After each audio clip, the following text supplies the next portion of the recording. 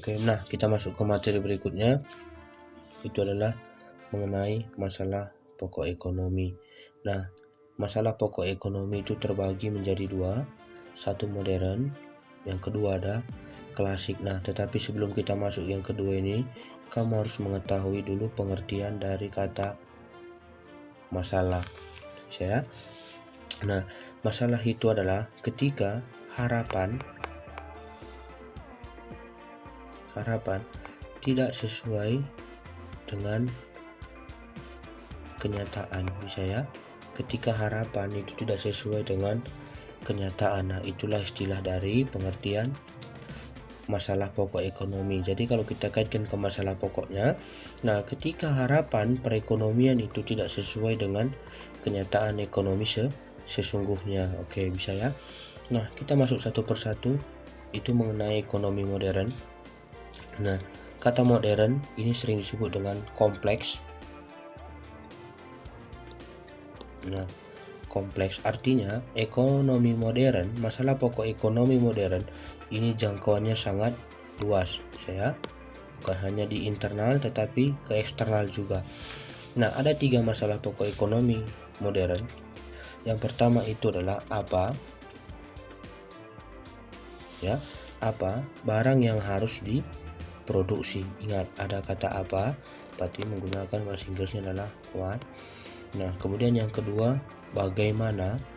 Artinya bagaimana? Bagaimana barang harus diproduksi. Dan yang ketiga adalah untuk siapa barang atau jasa didistribusikan. Nah, di buku paket kamu ada tertera itu.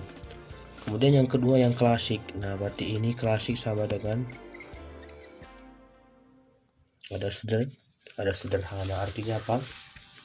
Pembahasan ekonomi ini hanya mengikat dalam bentuk sederhana, jangkauannya sempit, tidak terlalu luas. Makanya ekonomi klasik permasalahannya hanya terbagi 3. Satu, itu adalah produksi.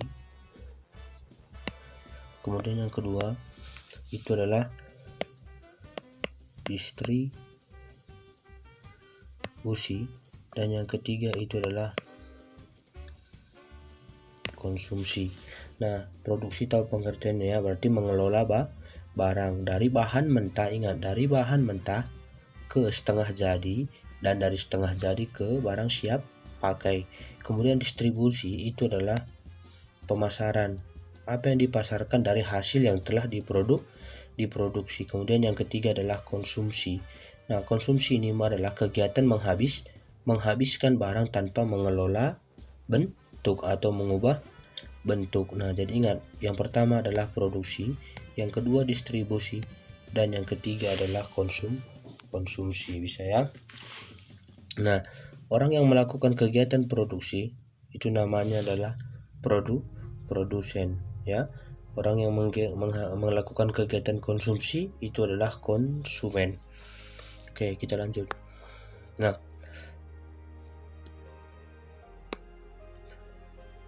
masalah pokok ekonomi klasik dan modern itu juga dapat dilihat dari sudut pandang ekonomi makro. Saya dapat juga dilihat dari ekonomi makro. Nah, ada tiga permasalahan jika dilihat dari sudut pandang ekonomi makro. Yang pertama itu adalah membahas yang namanya pertumbuhan ekonomi. Yang kedua itu adalah peningkatan masalah inflasi ya, ada masalah inflasi di dalam. Kemudian yang ketiga itu adalah mengenai neraca perdagangan. Kemudian yang keempat adalah neraca pembayaran. Nah, keempat ini merupakan sudut pandang permasalahan ekonomi jika dilihat dari ekonomi makro. Saya kita lanjut. Nah, kemudian kita masuk ke sistem ekonominya. Kalau di awal tadi kamu sudah mempelajari atau membahas yang namanya masalah pokok ekonomi, dan jenis-jenis masalah pokok ekonomi itu terbagi menjadi 2. Nah, sekarang kita masuk ke sistemnya. Nah, apa perbedaan sistem dan masalah? Tahu ya, ingat, masalah itu ketika harapan itu tidak sesuai dengan kenyataan. Nah, kalau sistem dia Nah, ini perpaduan dari aturan. Ingat, ada perpaduan dari aturan atau cara. Ingat, ada kata cara dan aturan yang merupakan satu kesatuan untuk mencapai tujuan perekonomian. Jadi begitu banyak yang namanya aturan, ya.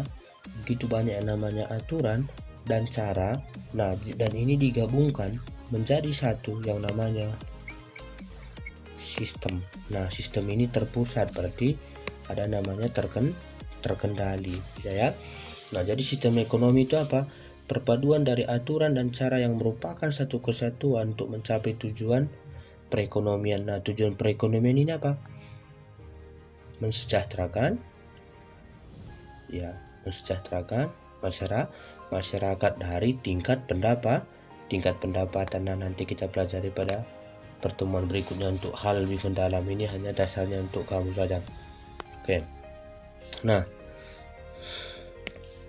dalam negara Indonesia itu ada 4 sistem perekonomian, ya. Ingat, ada 4 sistem perekonomian yang digunakan. Yang pertama itu adalah tradisional, yang kedua adalah komando, dan yang ketiga adalah pasar, dan yang keempat itu adalah campuran. Paham, ya? Saya ulangi, yang pertama tradisional, komando, pasar, dan campuran. Lihat. Nah, pengertiannya satu persatu. Sistem ekonomi tradisional ini merupakan sistem yang turun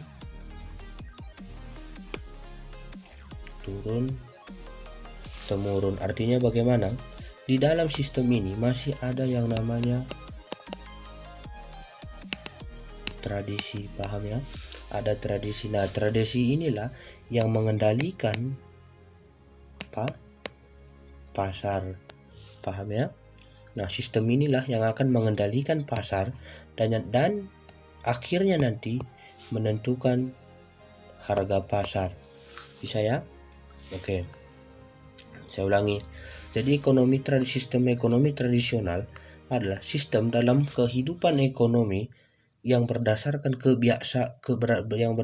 kebiasaan atau tradisi. Ingat, ada kata tradisional, berarti ada kata berdasarkan tradisi, berdasarkan adat budaya lokal tempat pasar itu berlangsung.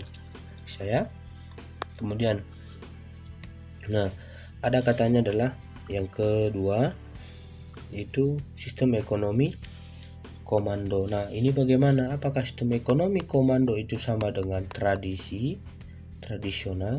Jawabannya tentu tidak. Ingat, ya, ekonomi tradisional itu berbeda dengan sistem ekonomi komando. Di mana perbedaannya? Oke, kita bahas satu persatu. Nah, sistem ekonomi komando adalah di mana pemerintah atau government, di mana pemerintah memiliki kekuasaan yang dominan, paham, ya? Komando adalah di mana pemerintah memiliki kekuasaan yang dominan terhadap kegiatan ekonomi. Jadi di sini yang sentralnya siapa? Yang memegang komando siapa? Berarti pemerintah yang memegang komando di dalam perekonomiannya. Oke.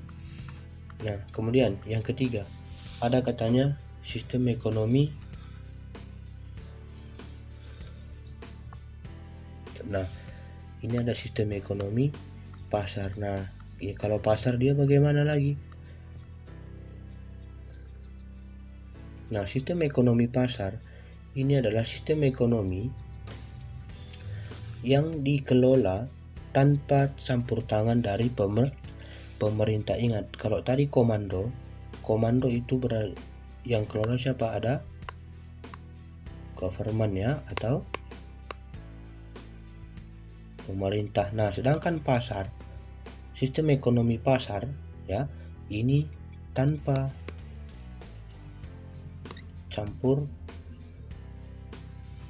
tangan pemerintah, bisa ya.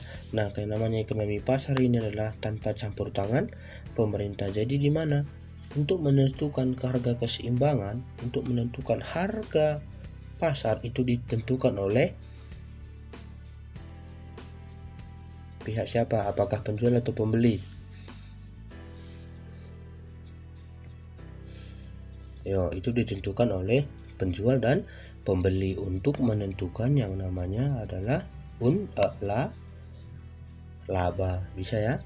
Ingat, kalau tadi komando berarti pemerintah, sedangkan pasar itu kebalikannya, tanpa campur tangan pemerintah. Oke.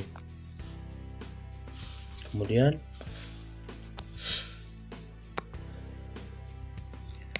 ada campuran. Nah, sistem ekonomi campuran ini berarti gabungan antara komando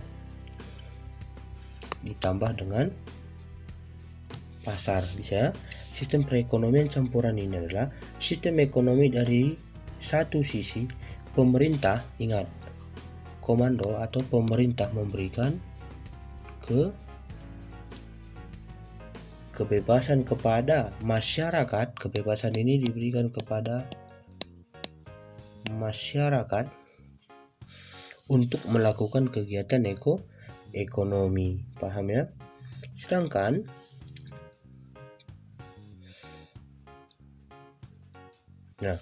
Sedangkan pemerintah juga sebagai controller atau pengawas, ya. Selain memberikan kebebasan, pemerintah ini juga sebagai pengawas. Nah, sedangkan pasarnya bagaimana?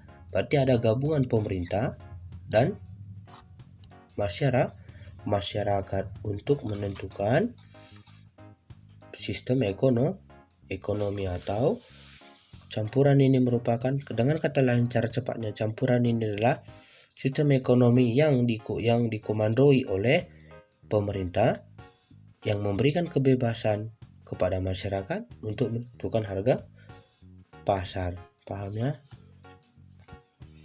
Oke, kita lanjut.